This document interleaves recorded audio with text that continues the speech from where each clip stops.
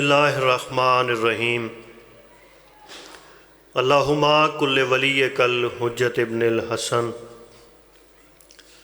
صلواتک علیہ وعلی آبائہ فی ہذہ الساعۃ وفی کل ساعہ ولیا وحافظا وقائدا وناصرا ودلیلا وعینا حتی تسکنہ ارزقک طوعا وتمتعہ فیہا طویلا فکشفنا عنک غطاءک فبصرک اليوم حدید نزیلک حیث متجہت رکابی وضیفک حیث کنت من البلاد السلام علیک یا صاحب العصر والزمان والسلام علیک یا شریک القرآن۔ صلوات پڑھ لیں بلند آواز۔ ایک اور صلوات پڑھیے سارے مل کے۔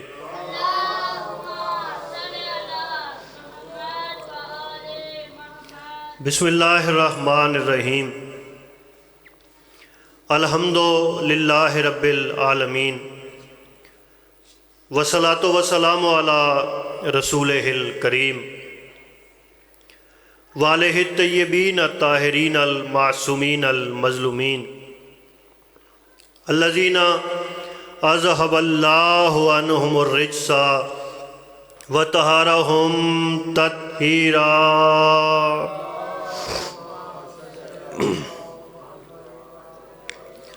ولعنۃ اللہ علی اعدائہم ملعونین اجمعین من یومنا ھذا الی یوم الدین۔ اما بعد فقد قال حق سبحانہ فی محکم کتابہ المجید وفرقانہ الحمید وقولہ الحق۔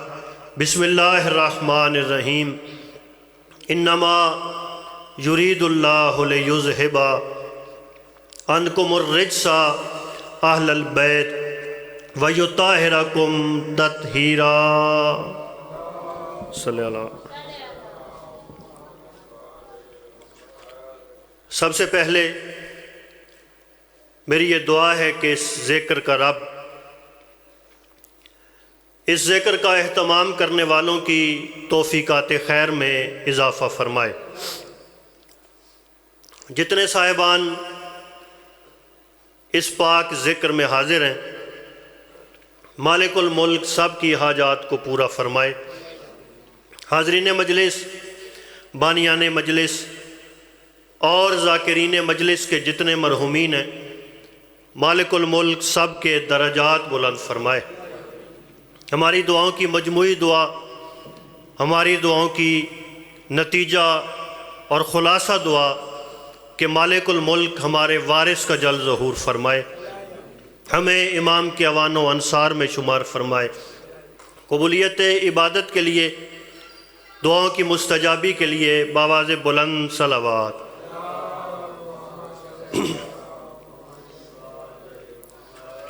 حضرین محترم، موالیان ولی حق، عزاداران محسن انسانیت، چونکہ آغاز مجلس ہے اور یہ ہمارا رواج بھی بن چکا ہے کہ جب مجلس عزا تقریباً مکمل کے قریب ہوتی ہے یا 10-15 منٹ پڑھنے والا پڑھ چکتا ہے تو پھر ہم مجلس کی طرف آنا شروع ہوتے ہیں۔ یاد رکھیے ذکر آل محمد کسی پڑھنے والے کا محتاج نہیں، ذکر آل محمد کسی سننے والے کا محتاج نہیں، ذکر آل محمد کسی بانی مجلس کا محتاج نہیں، اس لیے کہ آل محمد پہ صلوات وہ پڑھتا ہے جو ذکر کا خالق بھی ہے، ذکر کا مالک بھی ہے۔ یہ ذکر کریم کربلا تعداد کا محتاج نہیں۔ اگر میں اور آپ خدا نخواستہ یہ سمجھیں کہ ہمارے جانے سے مجلس بڑی ہو جائے گی، ہمارے نہ جانے سے مجلس نعوذ باللہ فیل ہو جائے گی، چھوٹی ہو جائے گی، یاد رکھیے مجلس حسین فیل پاس کی محتاج نہیں ہے، یاد رکھیے تعداد کی محتاج نہیں ہے، یہ سننے والوں کی محتاج نہیں ہے۔ میں پہلا جملہ کہوں گا اور آپ کے دلوں پہ جملہ لکھ دوں گا، دعا وہ جو میرے حصے کی مجھے مل جائے گی۔ ذکر کریم کربلا بشریت کا محتاج نہیں، ذکر کریم کربلا لوگوں کا محتاج نہیں، ذاکرین کا، خطباء کا، واعظین کا، بانیان کا محتاج نہیں، اس لیے کہ حسین اس کریم کو کہتے ہیں جو ساری رگیں کٹ جانے کے بعد، سر مبارک کو بدن سے جدا ہونے کے بعد نوک نیزہ پہ قرآن پڑھ کے دنیا والوں کو سمجھاتا ہے کہ جو رگیں کٹ جانے کے بعد نوک نیزہ پہ تلاوت کرتا ہے اس کا ذکر تم کیا کرو گے، اس کا ذکر میں کیا کروں۔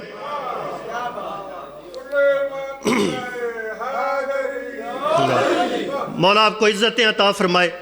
تو مجالس عقیدہ سنوارنے کی جگہ ہے، ہمیں یہاں سے یہ بات سمجھ کے جانی۔ تو یہ چونکہ مجلس کی خاص مناسبت بھی ہے، میں کچھ اور پڑھنا چاہتا تھا لیکن میرے بھائیوں نے مجھے ایک عنوان دیا کہ اس عنوان پہ جتنا وقت ہے اس پہ بات کی جائے، تو اسی عنوان سے میں نے آیت کا انتخاب کیا اور آیت وہ پڑھی جو تقریباً ہر مومن کو یاد۔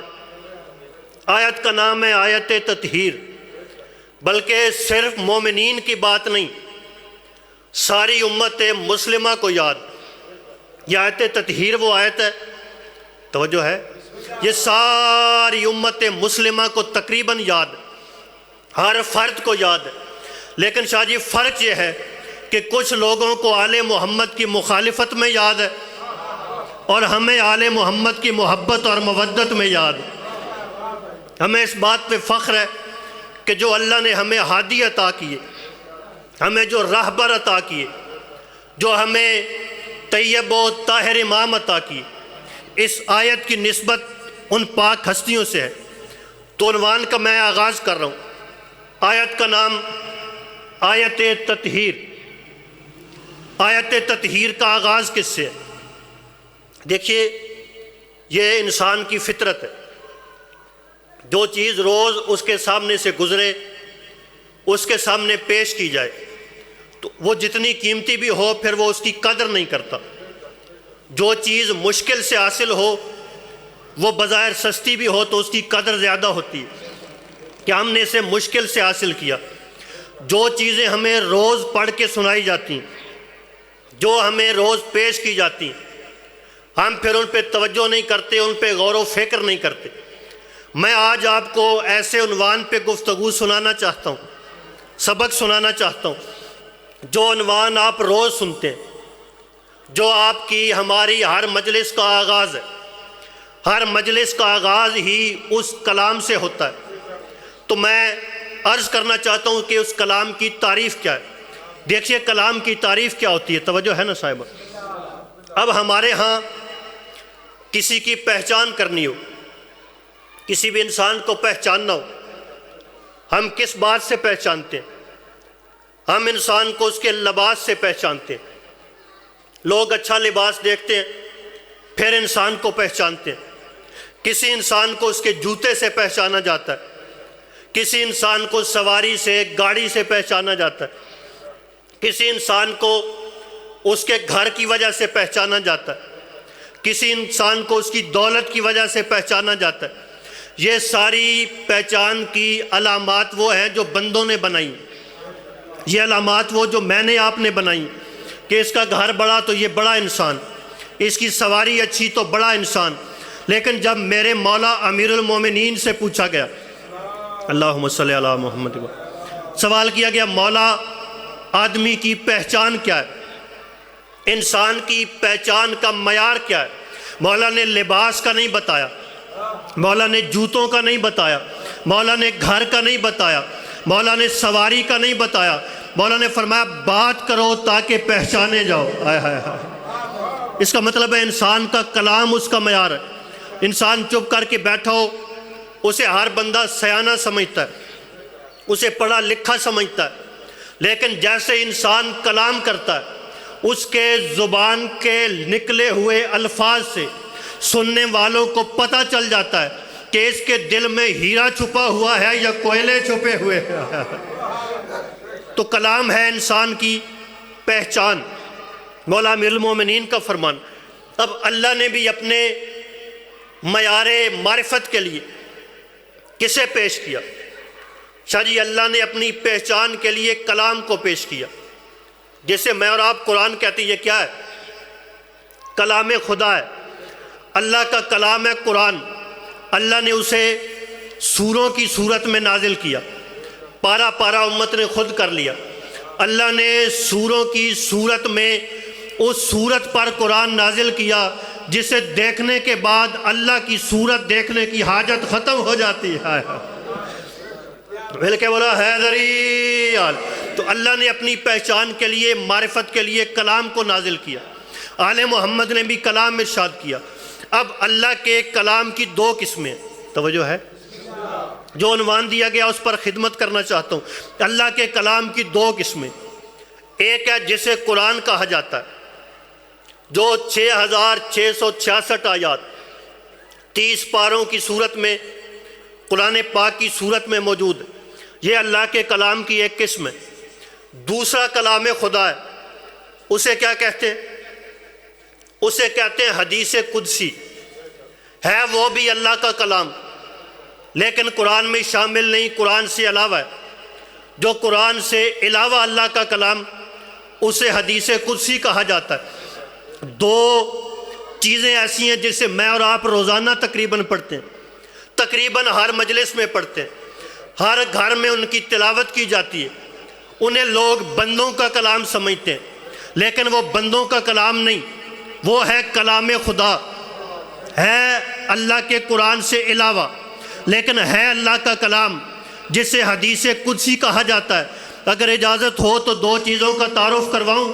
اللہ کا وہ کلام جو اللہ نے اپنا کلام قرآن سے علاوہ نازل کیا، جسے حدیث قدسی کہا جاتا ہے۔ وہ دو تحفے آل محمد نے ہمیں عطا کیے۔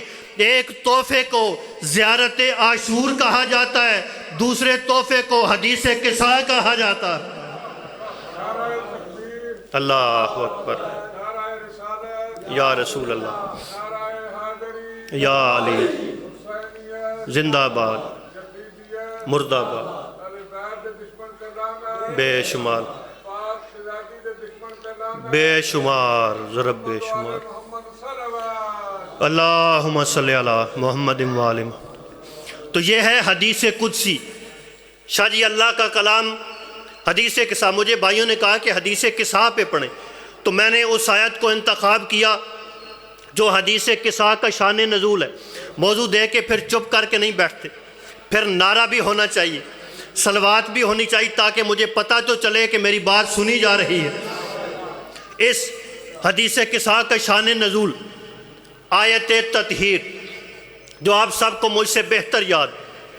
آیت کا آغاز کہاں سے؟ آیت کا آغاز ہے کلام حصر سے، یعنی انما یرید اللہ۔ اب سوال ہے کہ انما کسے کہتے ہیں؟ توجہ، انما ہے کلام حصر۔ حصر عربی میں دیوار کو کہا جاتا ہے، یعنی جب بھی کوئی گھر، کوئی بلڈنگ، کوئی مسجد، کوئی بارگاہ بنائی جاتی ہے تو ہر ذی شعور بندہ، مغز متفکر رکھنے والا انسان بلڈنگ بنا کے یا بنانے سے پہلے ایک چار دیواری بناتا ہے۔ اس چار دیواری کو کیوں بنایا جاتا ہے؟ تاکہ کوئی بغیر اجازت کے اس گھر کے اندر داخل نہ ہو۔ اللہ نے آل محمد کی طہارت کا اعلان کرنے سے پہلے انما کی دیوار کو کھینچا تاکہ کوئی شیطان اندر داخل ہونے کی کوشش نہ کرے۔ کہا انما۔ اب انما ہے کلام حصر۔ چلے میں اسے اور سجا کے پیش کرتا ہوں۔ انما کیا ہے؟ انما ایک حصار ہے۔ جو بندے ورد پڑھتے ہیں، جو بندے وظائف پڑھتے ہیں، جو بندے چلاکشی کرتے ہیں، وہ کیا کرتے ہیں؟ وہ اپنا گھر بار، بیوی، بچے، مال معیشت چھوڑ کے جنگلوں میں، پہاڑوں میں، ویرانوں میں چلے جاتے ہیں۔ توجہ ہے؟ کچھ بندے بچے لے کے پہاڑوں میں چلے جاتے ہیں، کچھ بچے لے کے مجلس میں آ جاتے ہیں، اور مجلس حسین ایسی بارگاہ ہے، یہ ایسی درسگاہ ہے جہاں 5 سال کا بچہ 80 سال کے بوڑھے کا ہم جماعت ہوا کرتا ہے۔ اب وہ گھر بار معیشت بال بچے چھوڑ کے جنگلوں میں چلے جاتے ہیں۔ پوچھا جائے کہ آپ نے گھر کیوں چھوڑ دیا، بال بچے کیوں چھوڑ دیے؟ وہ آگے سے جواب دیتے ہیں، کہتے ہیں آپ کو نہیں معلوم جب اللہ اللہ کرنا ہو تو دنیا چھوڑنا پڑتی ہے۔ آپ بہت اچھا سن رہے ہیں، یہ جملہ میں آپ کو ہدیہ کرنا چاہتا ہوں۔ جو بندہ ابھی تک نہیں بولا اب میں اس سے دعا لینا چاہتا ہوں۔ بندے گھر بار بیوی بچے مال معیشت چھوڑ کے، صلوات پڑھیے بلند آواز۔ اجازت جناب، بسم اللہ۔ بندے گھر بار بیوی بچے چھوڑ کے، اب عربی پڑھی لکھی شخصیت میرے بعد تشریف فرمائے، انتہائی اعلیٰ ورفہ معیار پہ آپ کو گفتگو سنائیں گے۔ مجھے حکم ہوا کہ حدیث کساء پہ پڑھا جائے، تو چند لمحے میں ذکر پاک حدیث کساء پہ ہی کرنا چاہتا ہوں۔ کلام حصر کیا ہے؟ حصر کہتے ہیں دیوار کو۔ جو بندے جنگلوں میں ویرانوں میں چلے جاتے ہیں وہ چلہ کشی کرنے سے پہلے اپنے گرد قبلہ ایک حصار کھینچتے ہیں، اور اگر پوچھا جائے آپ نے گھر کیوں چھوڑ دیا، بار بچے کیوں چھوڑ دیے، وہ کہتے ہیں آپ کو نہیں معلوم جب اللہ اللہ کرنا ہو تو پھر دنیا چھوڑنا پڑتی ہے۔ قبلہ اس جملے پہ آپ کی دعا چاہتا ہوں۔ لوگ کہتے ہیں جب اللہ اللہ کرنا ہو تو پھر دنیا چھوڑنا پڑتی ہے۔ پڑھی لکھی شخصیت کی موجودگی میں لائیو چلنے والی مجلس میں میں دنیا کو پیغام دینا چاہتا ہوں کہ اگر آپ اس بات پہ پکے ہو گئے کہ اللہ اللہ کرنا کے لیے دنیا چھوڑنا پڑتی ہے تو پھر آؤ ہمارے ساتھ مل کے علی علی کرو، دنیا تمہیں خود چھوڑ جائے گی۔ بسم اللہ۔ علی علی کرو تو دنیا چھوڑ جاتی ہے۔ دنیا کیوں چھوڑ جاتی ہے؟ چونکہ میرے مولا نے دنیا کو طلاق دی، اور جسے ٹھکرایا جائے پھر وہ مخالفت کرتا ہے، تو دنیا ترک کر کے لوگ جنگلوں میں پہاڑوں میں چلے جاتے ہیں، اپنے گرد ایک حصار کھینچ لیتے ہیں۔ پوچھا جائے آپ نے حصار کیوں کھینچا، آپ نے دائرہ کیوں لگایا؟ وہ کہتے ہیں دائرہ اس لیے کھینچ رہے ہیں کہ وظیفہ پڑھتے ہوئے چلہ کشی کرتے ہوئے کوئی شیطانی طاقت اندر داخل نہ ہو۔ اللہ نے طہارت آل محمد کا اعلان کرنے سے پہلے ننا ماں کا حصار کھینچا تاکہ کوئی شیطان اندر داخل نہ ہو جائے۔ حیدری انما یرید اللہ کا ارادہ یہ ہے وَلِيُذْهِبَ عَنْكُمُ الرِّجْسَ أَهْلَ الْبَيْتِ وَيُطَهِّرَكُمْ تَطْهِيرًا، کہ آپ سے ہر قسم کے رجس کو دور رکھے، نجاست کو دور رکھے۔ آپ کہتے ہیں فلاں بندہ ذکر میں نہیں آتا، فلاں بندہ ذکر کی مخالفت کرتا ہے، فلاں بندے کے پاس پیسے بڑے ہیں لیکن مجلس نہیں کرواتا۔ مجلس میں آنے کے لیے پیسوں کا ہونا ضروری نہیں، جس کے پاس طہارت ہے پیسے نہ بھی ہو تو مجلس میں آ جاتا ہے۔ جس کے اندر طہارت نہیں، پیسے جتنے مرضی ہوں، کل بھی آل محمد سے دور تھا، آج بھی آل محمد سے۔ بسم اللہ۔ اب اس آیت کا شان نزول کیا ہے؟ سرکار دو عالم پاک سیدہ کے گھر تشریف لائے۔ قبلہ سبق سنا رہا ہوں۔ آ کے کیا فرمایا؟ ایتینی بالکساء الیمانی، بیٹا مجھے اپنی یمانی چادر دیجیے۔ ایسے ہی ایتینی بالکساء الیمانی، بیٹا مجھے اپنی یمانی چادر دیجیے۔ تو میں ایک پڑھی لکھی تفکر رکھنے والی شخصیت کی موجودگی میں سوال کرنے کا حق رکھتا ہوں کہ جب سرکار دو عالم نے سیدہ پاک سے چادر مانگی، کیا حضور کے پاس چادر نہیں تھی؟ پھر میں آپ کی توجہ چاہ کے سوال کرنے کا حق رکھتا ہوں۔ مثلا یہ میرے پاس رومال موجود ہے، یہ آل محمد کی غلامی کا پٹکا بھی گلے میں موجود، اسے میں رومال کو جیب میں ڈالوں اور قبلہ سے کہوں ذرا اپنا رومال مجھے دیجئے، تو آپ دیکھنے والے سوچنے پہ مجبور ہو جائیں گے کہ جب اپنا رومال موجود تھا اسے جیب میں ڈال لیا، قبلہ سے رومال مانگا، اس کی وجہ کیا ہے؟ میں سوال کرنے کا حق رکھتا ہوں۔ کہ جب حضور نے حسنین کے پاک نانا نے قبلہ سیدہ کونین سے چادر مانگی، کیا حضور کے پاس چادر موجود نہیں تھی؟ سارے ہر مکتبہ فکر کے مولوی علماء کرام جو خود کو علماء کہتے ہیں وہ کہیں گے حضور کے پاس 2 چادریں موجود تھی۔ سر پہ دستار بھی عام دستار نہیں، نبیوں کی سیادت کی دستار بھی موجود تھی، کندھے پر چادر بھی موجود تھی۔ پھر میں قبلہ سوال کرنے کا حق رکھتا ہوں طالب علم ہونے کی حیثیت سے، جب 2 چادریں موجود تھیں، 2 چادریں ہونے کے باوجود سیدہ پاک سے چادر کیوں مانگی؟ کیونکہ نبیوں کے سلطان قیامت تک کے حالات کو جانتے تھے۔ اپنی 2 چادریں ہونے کے باوجود سیدہ پاک سے چادر مانگ کے دنیا کو سمجھا دیا کہ دنیا والوں یاد رکھو، اہل بیت وہ نہیں جو رسول کی چادر کے نیچے ہیں، اہل بیت وہ ہیں جو سیدہ بطول کی چادر کے نیچے ہیں۔ بسم اللہ۔ چادر مانگی اور کیا کہا؟ انی اجدو فی بدنی ضعف، ہم اپنے پاک بدن میں ضعف محسوس کرتے ہیں۔ اب جو ضعف کا ترجمہ کیا جاتا میں نہیں کر سکتا، میرا ظرف نہیں، میں ضعف کو ایز اے ضعف ہی استعمال کر رہا ہوں۔ ضعف محسوس کر رہے تھے، مانگی چادر۔ اگر کہا جائے اس سے مراد یہ والی کمزوری ہے تو کوئی کمزوری دکھاؤ جس کا علاج چادر سے ہوتا ہے۔ دیکھیے ابھی رمضان ہے، افطار کے بعد بدن میں کمزوری محسوس ہوتی ہے تو آپ کیا کرتے ہیں؟ جب کمزوری محسوس ہو تو کھانا کھایا جاتا ہے، چائے پی جاتی ہے، کوئی موسم کے مطابق مشروب استعمال کیا جاتا ہے تاکہ بدن کو طاقت ملے، بدن کی کمزوری محسوس ہو۔ لیکن یہاں پر کیا کہا؟ میں بدن میں ضعف محسوس کرتا ہوں، مجھے اپنی یمانی چادر دیجئے۔ کہنے والا روزہ دار نہیں، کہنے والا نمازی نہیں، کہنے والا عام بشر نہیں، کہنے والا وہ ہے جو حقیقت کل ہے، جو نبی مرسل ہے، جو نبیوں کا سلطان ہے۔ اور کون سا نبی؟ دیکھیے بڑے سے بڑا طاقتور مولوی ہو جو آل محمد میں کمزوری ثابت کرنے کی کوشش کرتے ہیں، اسے کہیں گرمی کا موسم، قبلہ سورج ہو نصف نہار پہ، کسی مولوی صاحب سے کہ آپ یہ نصف نہار ہے یعنی دوپہر کا وقت ہے، آپ سورج کی طرف چند لمحے کے لیے دیکھیں، یا 10 منٹ گرمی میں، شدید گرمی میں کھڑے ہو کر آپ کیا کریں؟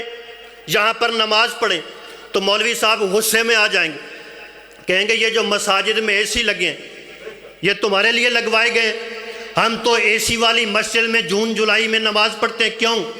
باہر کھڑا ہونا 1 لمحے کے لیے 2 لمحے کے لیے مشکل ہو جاتا ہے۔ پھر میں اگر انہیں کہوں چلیں آپ نماز نہیں پڑھ سکتے، زیادہ دیر سورج کے سامنے کھڑے نہیں ہو سکتے، آپ کیا کریں؟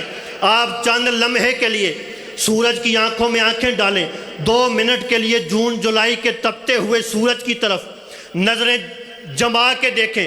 کہتے ہم نہیں دیکھ سکتے تو پھر میں قبلہ کی موجودگی میں جملہ کہنے کا حق رکھتا ہوں، اوہ اپنا موازنہ آل محمد سے کرنے والوں، تم 2 منٹ کے لیے جون جولائی کے سورج کی آنکھوں میں آنکھیں ڈال کے دیکھ نہیں سکتے، موازنہ اس مصطفیٰ سے کرتے ہو جو سورج پہ نالین رکھ کے معراج پہ چلا جاتا ہے۔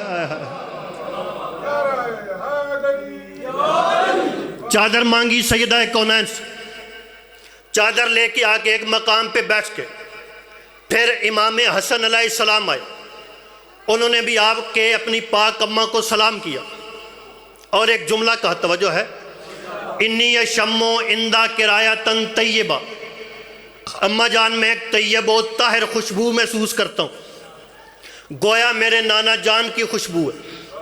تو آپ کے نانا چادر کے نیچے سلام کیا، اجازت لی، چادر کے نیچے آ گئے۔ پھر میرے مولا حسین آئے، انہوں نے بھی آ کے سلام کیا، اماں جان کو سلام کیا، اجازت لی، نانا کے پاس آئے، نانا جان کو سلام کیا، اجازت لے کے چادر کے نیچے آ گئے۔ چونکہ میں بیان سمیٹنے کی طرف ہوں تو ان جملوں پہ وضاحت نہیں کرتا۔ ساری ہستیوں نے کیا کیا؟ سلام کیا، اجازت لی، چادر کے نیچے آ گئے۔ اب امیر المومنین آئے، قبلہ انہوں نے بھی بلا تشبیہ سیدہ پاک کو سلام کیا، سلام کر کے چادر کے قریب آئے، حضور پاک کو سلام کیا، اجازت لے کے چادر کے نیچے بیٹھ گئے۔ اب میں یہاں ایک طالب علمانہ سوال کرنے کا حق رکھتا ہوں کہ جو ہستی بھی آئی اس نے آ کے کیا کہا؟ انی اشم عندہ کرایہ تن طیبہ، ہم طیب و طاہر خوشبو محسوس کرتے ہیں جیسے ہمارے نانا جان کی خوشبو ہے۔ میں سوال کرنے کا حق رکھتا ہوں چونکہ تھوڑا پڑھا لکھا ہوں، طالب علم ہوں، کہ آپ کسی انسان کو خوشبو سے پہچان سکتے ہیں؟ قبلہ مثال کے طور پر آپ ایک مقام سے گزر رہے ہیں، دروازہ بند ہے، آپ کو پتہ نہیں کمرے میں کون بیٹھا ہے، کمرے سے خوشبو آ رہی، کھڑکی سے باہر آ رہی ہے، دروازے سے آ رہی، آپ خوشبو سونگھ کے پہچان سکتے ہیں یہ کس کی خوشبو ہے؟ توجہ چاہتا ہوں، خوشبو سونگھ کے آپ پہچان سکتے ہیں کہ اندر بندہ کون بیٹھا ہے؟ خوشبو سے بندہ نہیں پہچانا جاتا قبلہ، بسم اللہ، آل محمد پہچانے جاتے ہیں۔ جو میں نے کہنا تھا انہوں نے کہہ دیا۔ اب اگر میں نتیجہ بدل کے نہ دوں تو نجف اشرف جا کے امیر المومنین کے روزے سے خطابت مانگنے کی، خیرات مانگنے کا لطف نہیں آئے گا۔ کیا کہا؟ میں اور آپ خوشبو سے نہیں پہچان سکتے، گزر رہے ہوں خوشبو آ رہی ہو، بندہ نہیں پہچانا جاتا۔ یہی وجہ ہے جب بندہ دنیا سے جاتا ہے قبلہ، بندے کو غسل میت دینے کے بعد اس بندے پر کافور ملا جاتا ہے۔ پوچھئے قبلہ سے یا اپنی مرضی کے عالم دین سے پوچھئے، بندے کو آپ نے ابھی غسل میت دیا، غسل میت دینے کے بعد اسے کفن پہنانے کے بعد آپ نے کافور کیوں ملا؟ ہر مکتبہ فکر والے جواب دیں گے، فقہ جعفریہ والے مولوی صاحبان جواب دیں گے کہ میت پہ کافور اس لیے ملا تاکہ بدن سے بدبو نہ آئے۔ کافور اس لیے ملا جاتا ہے، کافور اس لیے ملا جاتا ہے تاکہ بدن سے بدبو نہ آئے۔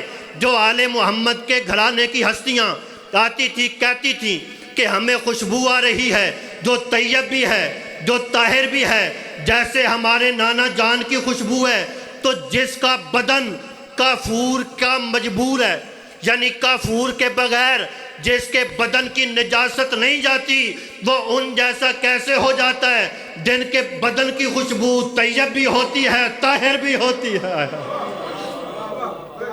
مل کے بولو حیدری! خوشبو محسوس کرنے کے بعد ساری ہستیاں چادر کے نیچے آ گئیں۔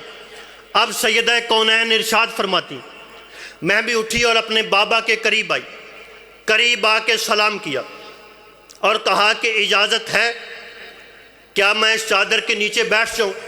اجازت ملی، سیدہ پاک چادر کے نیچے بیٹھ گئی۔ اب حاصل گفتگو جملہ، بی بی پاک فرماتی ہیں فلما اکتملنا جمیع، جب ہم کامل ہو گئے، قبلہ ایسے ہی فلما اکتملنا جمیع، میں شاعر مزاج آدمی ہوں، عربی تھوڑی تھوڑی آتی ہے، بلکہ شعراء کو تو عربی کھانا بھی پسند نہیں ہوتی، تھوڑی تھوڑی دیکھ کے پڑھ لیتا ہوں۔ فلما اکتملنا جمیع، جب ہم کامل ہو گئے۔ اب رسول خدا نے کیا کیا؟ بلا تشبیہ دونوں، توجہ ہے، دونوں طرف سے چادر کو پکڑا اور آسمان کی طرف دیکھ کے کہا اللہم ہؤلاء اہل بیتی، اے اللہ یہ ہیں میرے اہل بیت، اے اللہ یہ ہیں میرے اہل بیت۔ حامتی و خاصتی، وہ ساری صفات موجود ہیں۔ جب ساری صفات رسول خدا بیان کر چکے، اب ملائکہ نے پوچھا کہ یہ چادر کے نیچے کون ہے؟ تو اللہ نے کیا کہا؟ کہا ہم فاطمہ تو ہم فاطمہ تو و ابوہا و بالوہا و بنوہا۔ کہنا تو یہ چاہیے تھا، مثلا آپ کسی مقام پہ جائیں، وہاں اس فیملی کا بزرگ بیٹھا ہو، پھر ان کی آل اولاد ساری بیٹھی ہو، تو تعارف کس سے کروایا جائے گا؟ تعارف کروایا جائے گا خاندان کے بڑے بزرگ سے۔ سب سے بڑے مرکز محور چادر میں ہیں سرکار دو عالم۔ لیکن جب ملائکہ نے پوچھا یا رب و من تحت الکسا، اللہ چادر کے نیچے کون ہے؟ اللہ نے کہا ہم فاطمہ و ابوہا و بالہا و بنوہا۔ اس کا مطلب ہے قبلہ آل محمد کے دو تعارف کون کون سے؟ ایک اولنا محمد و اوسطنا محمد و آخرنا محمد و کلنا محمد، یعنی جب آل محمد کو دنیا میں معرفت کے لیے پہچانا جانے لگا تو تعارف کو حقیقت محمدیہ کہا گیا، یعنی انہیں کلو نام محمد کہا گیا۔ جب ملائکہ نے پوچھا کہ اللہ چادر کے نیچے کون ہے، تو اللہ نے کہا ہم فاطمہ، یعنی دنیا میں تعارف حقیقت محمدیہ سے بنا، اور عرش پہ تعارف جناب سیدہ کونین سے بنا۔ پتہ چلا آل محمد کو پہچاننے کے لیے جب دنیا میں تعارف کروایا جائے تو محمد مصطفیٰ سے ہوتا ہے، جب عرش والے تعارف پوچھے تو فاطمہ زہرا سے ہوتا ہے۔ بسم اللہ،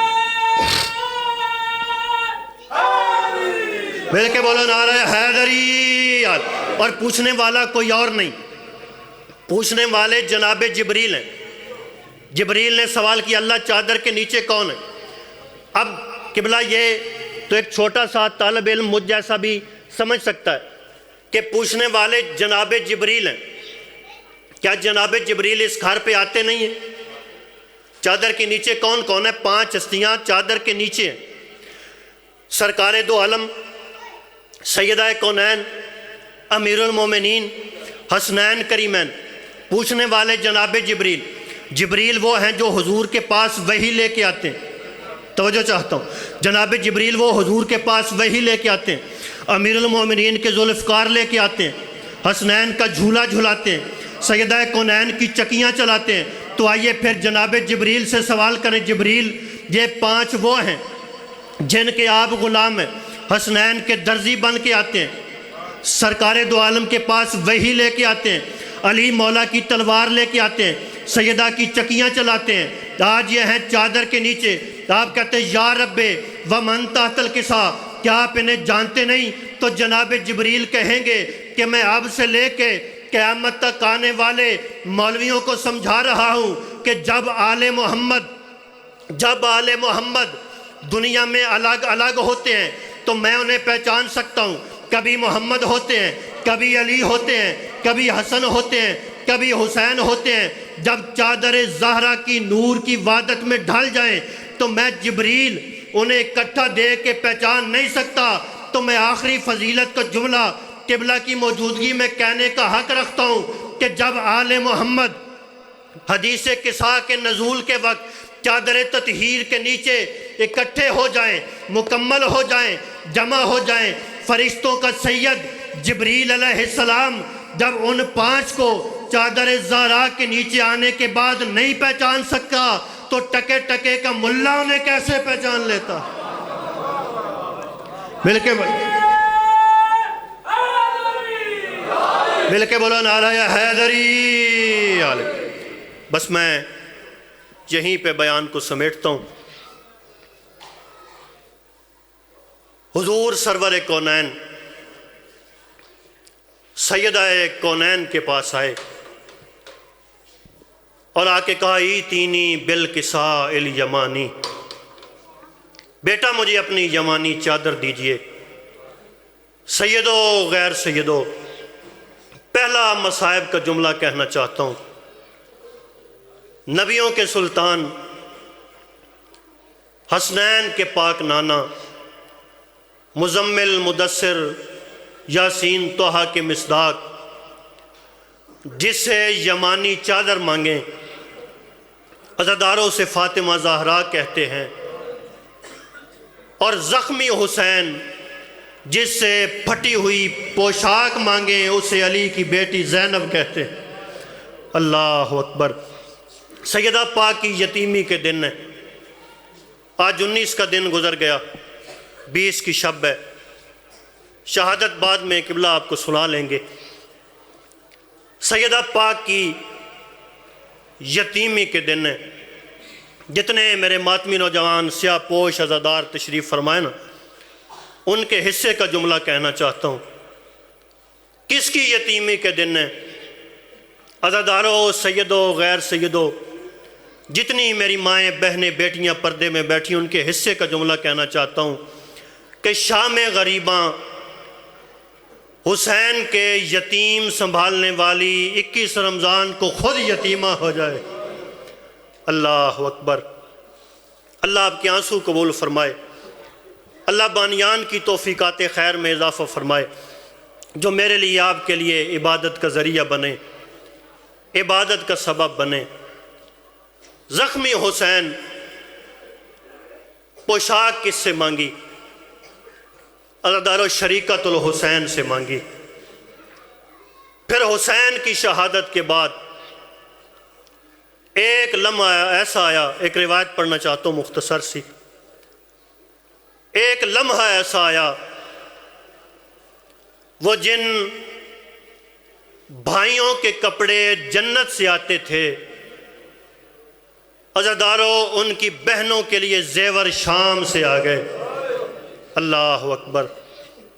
نالائق دکاندار کے زیور طیب و طاہر ہاتھوں میں آ گئے۔ علی و بطول کی وہ پاک بیٹیاں، عزادارو جن کے سامنے پڑے ہوئے قرآن کے ورق بھی فضا الٹتی تھی، ان کے ہاتھوں میں اجر رسالت کے زیور آ گئے۔ علی کی بیٹیاں اپنے اپنے محمل پہ سوار ہو گئیں۔ یا آپ کے گریے کے لیے لفظ بدل دیتا ہوں، قرآن ناطق کی زخمی آیات بغیر غلاف کے اپنی اپنی رحل پہ سوار ہو گئیں۔ سواریاں کہاں سے اٹھیں؟ عزادارو سواریاں وہاں سے اٹھیں جہاں جلتے ہوئے خیام کی راکھ موجود تھی۔ اللہ اکبر۔ پاک قافلہ سواریاں چلیں، چلتی چلتی کس مقام پہ آئیں؟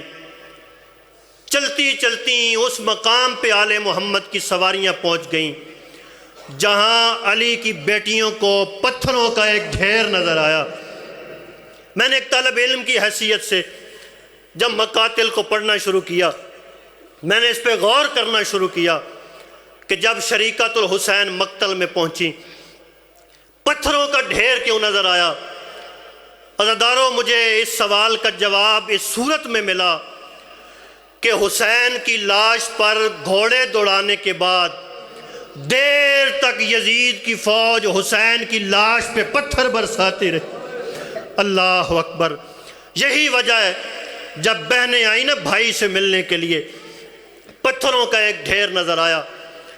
اب میں آپ کے گریے کے سامان پیدا کرنے کے لیے ایک سوال کرنا چاہتا ہوں کہ جن کے ہاتھ بلا تشبیہ پس گردن بندھے ہوئے تھے، مجھے بتاؤ بھائیوں کی لاشوں پہ کیسے آئیں؟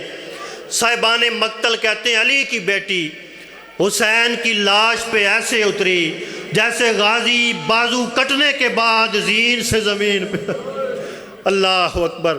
بہنوں کے ہاتھ پس گردن بندھے ہوئے تھے۔ اللہ جانے میں سید ہوں، مولا حسین کا زوار بھی ہوں، میرا حوصلہ نہیں کہ لفظ پڑھوں، آہستہ سے اشارہ کر دیتا ہوں۔ جن بہنوں کے ہاتھ اس طرح بندھے ہوئے تھے، اللہ جانے کس انداز میں پتھروں کو ہٹایا۔ صاحبان مقتل کہتے ہیں کہ بھائی کی لاش سے پتھروں کو ایسے ہٹایا، پھر پتہ نہیں چلتا تھا بھائی کا لہو کہاں پر ہے، بہنوں کا لہو۔ اللہ اکبر۔ پتھر ہٹایا۔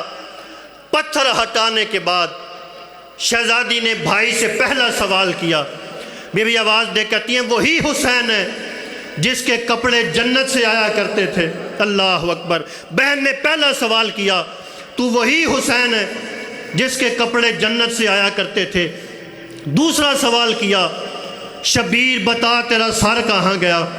تیسرا سوال کیا، شبیر بتا تیرے ہاتھ کی 5ویں انگلی کہاں گئی؟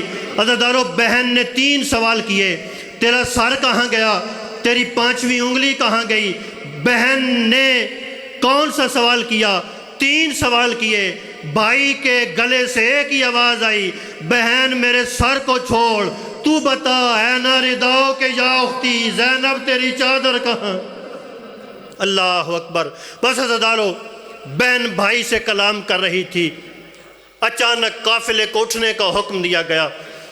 یا پردہ غیب سے شہزادی زینب کو ایک آواز آئی، زینب بھائی کے مقتل سے اٹھ، کوفہ و شام میں جا کے خطبے پڑھ۔ زینب پھر میں جانوں تیرے حسین کا ماتم جانے۔ عزادارو کربلا سے قافلہ چلا، کوفہ کی منازل طے کرتا کرتا آل محمد کا قافلہ شام پہنچ گیا۔ پھر شام میں آل محمد کو جب زندان شام میں رکھا گیا نا، ایک دن وہ سپاہی جس کی ڈیوٹی تھی چلتا چلتا سید و ساجدین کے قریب آیا، قریب آ کے کہتا ہے اے قیدی، اے مظلوم قیدی، اے لہو رونے والے قیدی، جب آدھی رات کا وقت ہوتا ہے نا، اس زندان سے ایک مستور نکل جاتی ہے، وہ پشت زندان پہ جا کے بڑے بڑے دکھی بیان کرتی ہے، حسین کے ماتم داروں، حسین کے ماتمی نوجوانوں، جب کہا نا یہاں سے کوئی مستور نکل جاتی ہے، پشت زندان پہ جا کے ہائے حسین کر کے روتی ہے۔ سجاد آواز دے کہتے ہیں تمہارا پہرا اتنا سخت ہے، یہاں سے تو کوئی مستور باہر نہیں جاتی۔ وہ کہتا ہے میں آپ کو نشانی بتا دیتا ہوں۔ مولا فرماتے ہیں نشانی بتا۔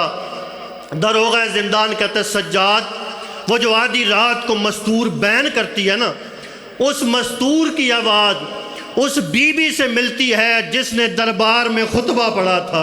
اللہ اکبر، جس نے شام میں خطبے پڑھے تھے۔